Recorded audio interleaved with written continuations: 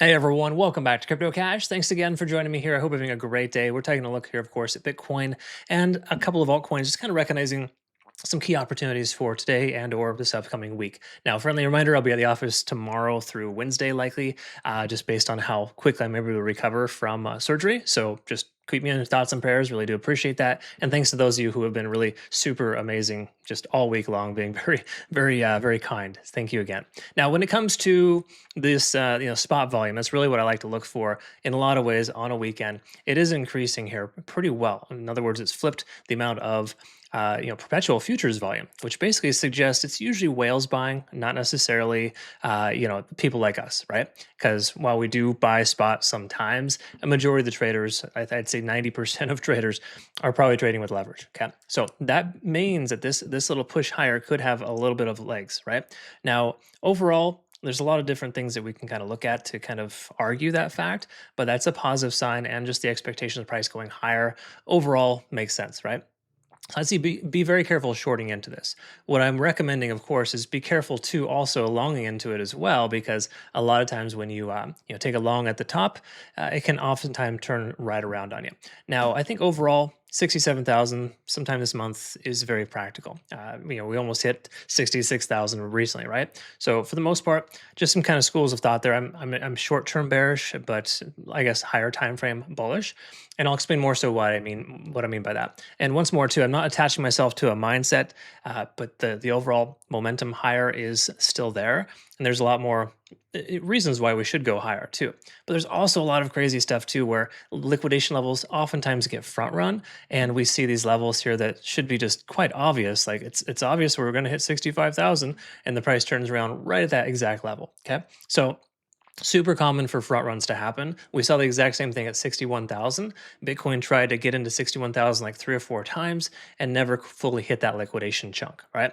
We could see the same thing here at 65K. So I just want you to kind of be mindful of that. Try not to get too attached to these liquidation levels, even though they're very, very powerful.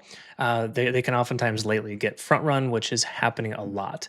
So let's go ahead and jump into the back end data and quickly kind of see where we're at. I guess we can start with some quick congrats. Nice congrats to our long there for Bitcoin, 20% there. We took a long from what, 64.1 to 64.8, right in that range.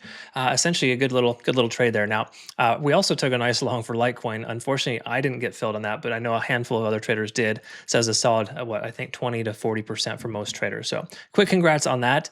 What I want to talk about here first, though, is the liquidation short delta.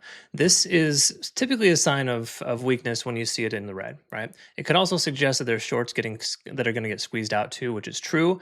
But it's a weekend; it's difficult to say. I'm thinking we're going to see some fireworks as per usual when stock market futures open at about 6 p.m. Eastern Standard Time. Keep in mind that's previous CME gap close / open time frame on Sundays as well, right? Even though CME futures are 24/7, stock futures are not, and that's when they open. Okay, so that's why that number still exists, that tentative CME gap, right? So what I'm getting at here is that there's a likelihood of that getting filled because there's basically a CME gap for stock futures. So for the most part here, the reason why that's relevant is because these numbers here aren't super telling being a weekend, right? We've pretty much run flat since Friday. So even though the price has gone up, it's not like there's a tremendous amount of liquidation in either direction there, or in this case here, the delta is telling us that we are close to break even. And a lot of times that can be a kind of it's not a factor that's super reliable on a weekend. So just know that. But generally speaking, this does show a bearish divergence, kind of letting us know that bears are still in control from Friday, even though the price are going higher. That does kind of suggest that the price should go down from here, right? That's kind of what that tells us. But again, I just want you to know that needs to be taken with a grain of salt, because as we can see, whales are pretty inactive this weekend. Very inactive since Friday. So that's just kind of par for the course, normal weekend stuff. So a lot of times I try to avoid trading on weekends, even though, yes, we took 2 successful signals yesterday. The whole concept is that, until you get that catalyst, there's no reason to take those trades. And in case you're not familiar and maybe you missed out, the reason why we did take that trade was pretty straightforward. There was a bullish type of convergence, essentially like a bull pennant pattern. Did I scroll through it? Yeah, it's right here. basically the bull pennant pattern looks like it was going to break out. We had some confirming factors. We took a long, caught that run, right? Once more, liquidation still exists at 65,000. So I think there's still propensity for the price to go higher, but we have to be ready and or prepared for the price to maybe pull back between now and then. Just looking at the 48-hour time frame here, I did just post this, of course, as well, if you want to kind of look at that again. But these are the three levels to pay attention to: 63,500. 64,200 roughly. That's kind of the local high that hasn't been tested as a new low yet, and then 65,400. Those are kind of like three levels that are commonly going to be tested in the near future. Only because obviously this always changes, but this is a 48-hour time frame. Weekend liquidation is commonly hunted because it's easy to hunt that level based on the fact that there's less, there's more manipulation that happens on weekends. It can be a lot easier for the price to pump and dump or whatever, because there's low volume.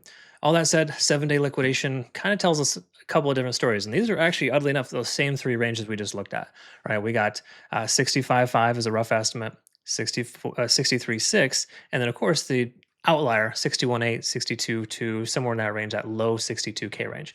So what I'd love to see is a sweep of the low 62K range and then consider along in that area. Once more, we got to be careful because there's still macro liquidation at 61,000, but it's dissipating. It's starting to disappear, if you will. Okay, now let's take a look here at some smaller time frames here, just kind of give you some perspective. The 4-hour ascending channel is still intact. We're above all moving averages. Most volume is below the price as far as those points of control are concerned. I think there's a decent chance that we continue to progress higher, probably for the remainder of the month, right? It just kind of feels like what's happening right now. So that's again what I'm kind of talking about here. We got this slight overextension on the weekend with low volume here for a spot, and ideally that's going to pull back here to retest this descending trend. So in a perfect world, the price comes down to 63.5 and we catch that long in that range. That's kind of what I would like to see happen. Does it always happen? No, definitely not. I would maybe consider recommending some skin in the game too. Maybe just take a small position so you can average in to hopefully get that next little run up to 65, 66, possibly even 67,000. And the reason why 67,000 is on the docket is because we have a previous range high when we rallied from this this low of 59 to like 67,000. That was that push higher. That's the highest the price could go. So we can expect some resistance when we hit 67K again. That's kind of the concept there. So that's where you hear the 65 to 67K for the month of July. Also, July's have been notoriously bullish. They're typically a strong month. I posted that on social media too as well if you want to check. That's pinned in my highlights.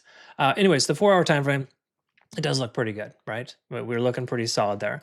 15-minute time frame, somewhat of a divergence, overextension to the upside with a descending trend here.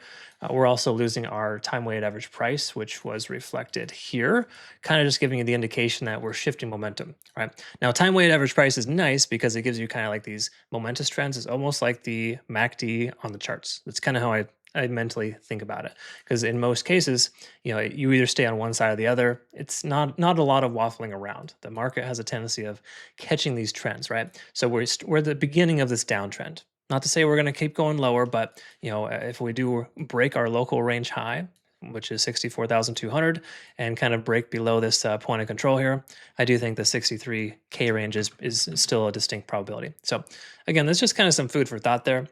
I'm not trying to get too heavy into anything right now. We're kind of in this weird transition where we should hit liquidation above, but we're more likely to sweep that the lower time frame liquidation, which is reflected here. I sent this out as well.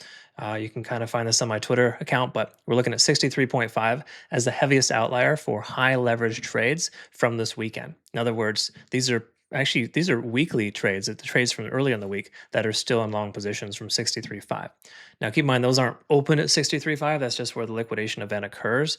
But generally speaking, that is usually something that has a target on its back. High leverage traders are commonly targeted because there's so much volume in that one area, and market makers can't leave or exit their positions or buy massive amounts without that level being hit, right? They need that exit liquidity. So that's just, again, some kind of food for thought there. So I know it sounds like I'm all over the place. People sometimes get frustrated with the fact that I don't tell you which direction we're going. The truth is, upside makes still a lot more sense. I'm much more biased towards that for the moment, but I really think this lower time frame divergence is going to occur, and we're more likely to kind of shift gears and go down. Once more, I don't think it's going to be a monumental pullback. Obviously, if we lose 62,000, it's a different story. But between now and then, I think the current range makes sense. So, anyways, those are just kind of my thoughts there. I hope they were beneficial and helpful for you. Let's take a look at some altcoins next, see what's going on, see if there's any good opportunities here today. If you're looking for a trading academy, community, or signals group, look no further. I've got you covered. CryptoCash.tech is a site where you can learn to become a better trader. Link in the description below. All right, folks, take a look here at Ethereum, just kind of see where we're at from yesterday. It's still progressing higher. It does look to be very overextended here on the mid to lower time frames. Usually when you see a 4-hour overextension, the probability of the price pulling back is quite high. So once more, that's a little bit of fuel to the fire for potential for downside. Let's go ahead and pull up the side-by-side, see kind of how we're looking versus Bitcoin.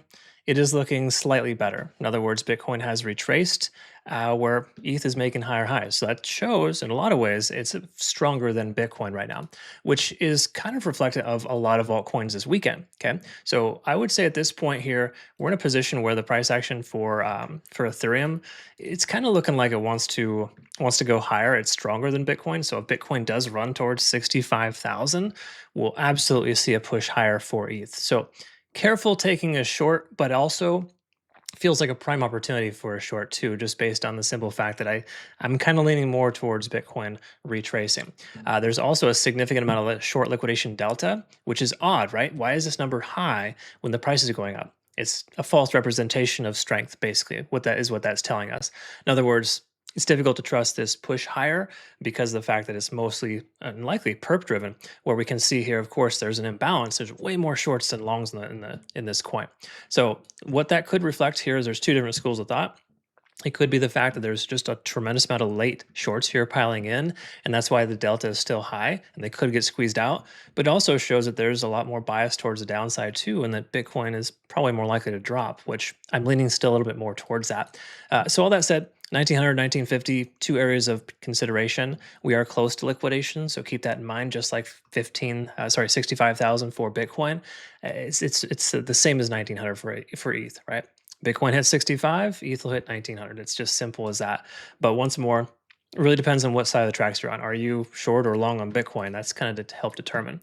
Now, when you look at these numbers here, though, the overextension, significant overextension over the weekend here with the price action kind of looking stronger versus Bitcoin, but it's more, it's kind of false.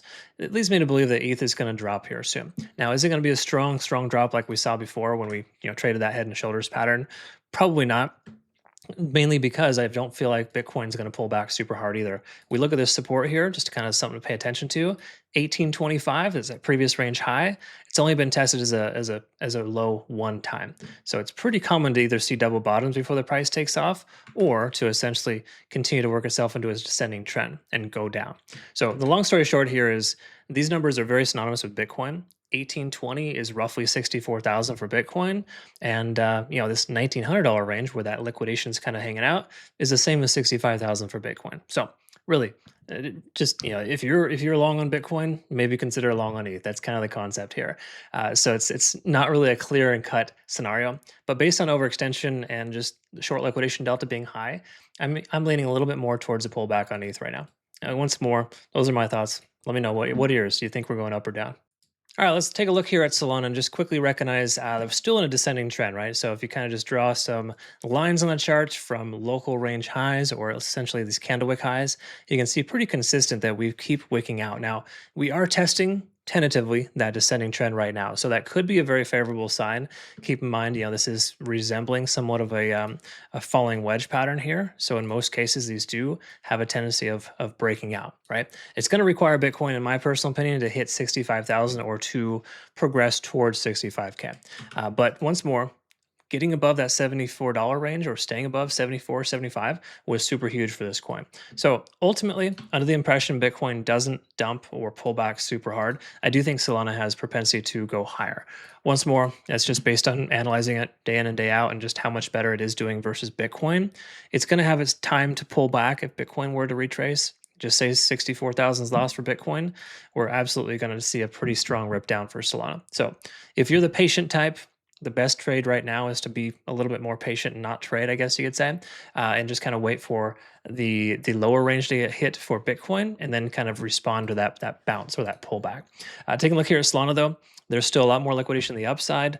Liquidation short delta is quite high. I don't love taking longs into that, but once more, with all this liquidation above, it makes sense. Okay, so for the most part here, there is more propensity for further upside on this coin. I would just recommend waiting for this descending trend line to get broken first, so we can have a little bit of like confidence in taking a trade versus taking a long into a tentative resistance, right? So for the most part, patience is paramount on this coin here. I'll go ahead and send out an updated playout chart on social media here shortly, just to kind of give you my 2 cents after I clean up the charts. To my premium and premium plus traders, make sure you take full advantage of this offer. We got a $50 reward bonus weekly simply by being a premium or premium plus member. Links in the description below. All right, let's take a look here at XRP, folks. This descending trend is looking like it still wants to continue. All right, so long story short, we're not in any different shape from yesterday, albeit slightly higher price, but still pretty poor pairing versus Bitcoin. So I don't really love what I see here for XRP. It is kind of struggling versus other altcoins, right? So once more, that doesn't necessarily mean that it's in rough shape. It just tells us with short liquidation delta being super high, there's more propensity for the price to go sideways and down. That's once more based on the premise that Bitcoin should just have a small pullback here soon. But I think macro structure wise, Bitcoin still looking very positive for the upside. So if that were to continue, XRP will go higher, right? So for the most part, minus this descending trend line here, XRP does seem poised and ready to break out. It just you can't really claim it's going to break out until we see more confirming factors. And there's not a whole heck of a lot here on the charts that's telling us, hey, XRP is ready to rock and roll. So I would just be a little bit more patient here. Once more, I'm kind of waiting for the 111 to 113 range, and also kind of seeing how Bitcoin's performing too, because it's a weird place to trade right now, folks. It's a weekend. Bitcoin has low volume, but it's still moving up and down quite a lot. So it's not really all that trustworthy.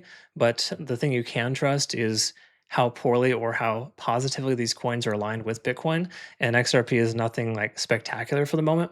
It's still lagging behind, so to speak, versus other alts. So until that shifts, that dynamic changes, I think it's best to kind of chill and relax. I'm going to be looking for a break of this descending trend line, preferably getting over this 200-day SMA. That's really what I'm looking for.